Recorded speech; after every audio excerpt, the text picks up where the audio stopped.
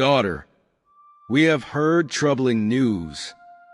Is it true you, lock your husband's manhood in a safe? Blessing smiled proudly. Yes, I am only protecting my property. In a small, lively village, there lived a woman named Blessing. She was known far and wide, not for her beauty, not for her cooking skills, but for one peculiar thing, her jealousy. Blessing loved her husband, Kelvin, with a love so fierce that she couldn't bear the thought of him stepping outside their home without her. She was convinced that every woman in the village wanted to snatch him away. So, she devised an unusual method to keep him faithful. Each morning before Kelvin left the house, Blessing would seize his manhood, lock it in a small wooden safe, and keep the key tied securely around her waist. "Where do you think you're going?" she would ask with hands on her waist. "To the farm, Blessing. I need to harvest the yams." Kelvin would reply, his voice heavy with frustration. I don't trust you. I will keep this until you return," she would say, patting the safe lovingly as if it were a newborn baby. The villagers were shocked when they discovered Blessing's strange habit. Some laughed, others pitied Kelvin, but no one dared to interfere. After all, how do you advise a woman who locks away her husband's manhood every morning? Kelvin was a hard-working man, but Blessing's obsession made his life miserable. While his fellow men walked freely, he moved around like a prisoner, worrying about when his wife would release him. One day, while sitting under the big Iroko tree, his friend Johnny patted his back. "My brother, how long will you endure this? What can I do? If I complain, Blessing will say I want to chase other women." Kelvin sighed. Johnny chuckled. "So, your wife thinks your manhood belongs to her alone?" "Ah, women and their walla." Kelvin shook his head. "Johnny, imagine going to the farm, knowing that the most important part of you is locked in a safe at home. It's torture." Johnny burst into laughter. "If you ever find that key, run for your life." But escaping Blessing was easier said than done. It wasn't long before Kelvin's problem reached the elders of the village. During a meeting, Chief Daniel, the oldest man in the village, raised the matter. "A wife locking her husband's manhood? This is unheard of," he exclaimed. The men nodded in agreement. "It is an abomination. But how do we make her stop?"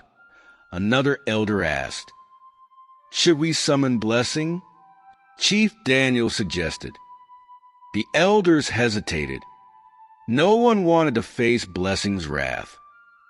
The woman was fierce, and if a husband like Kelvin couldn't handle her, what chance did they have? That evening, the elders sent a messenger to summon Blessing.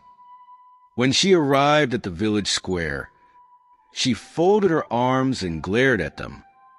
"So, you called me here to discuss my marriage?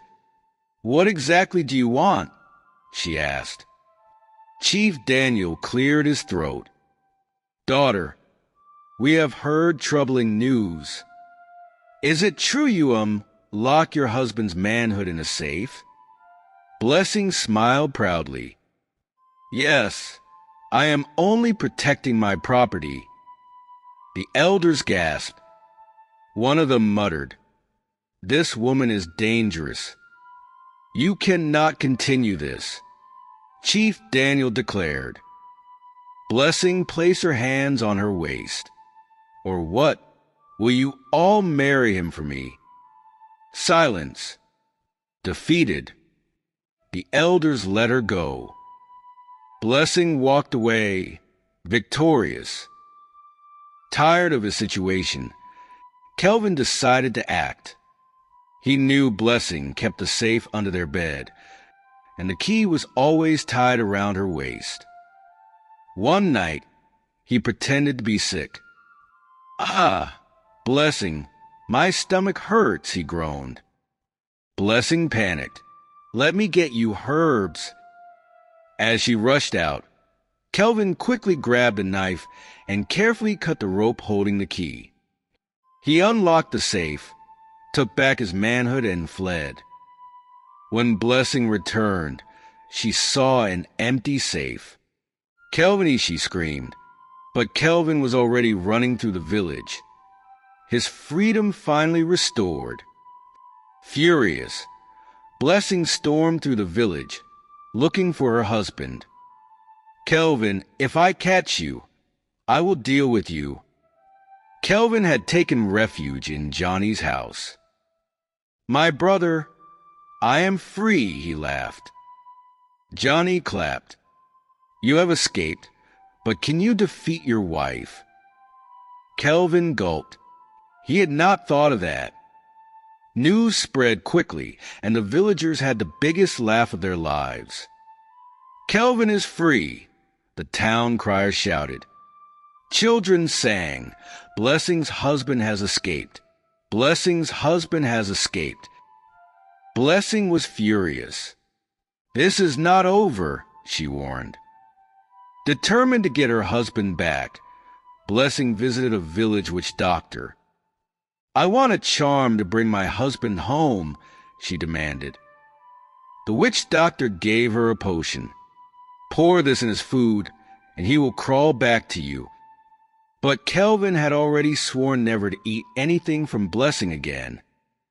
Kelvin found peace and started working harder. Women in the village now admired him even more. Blessing was just wasting this fine man, they whispered.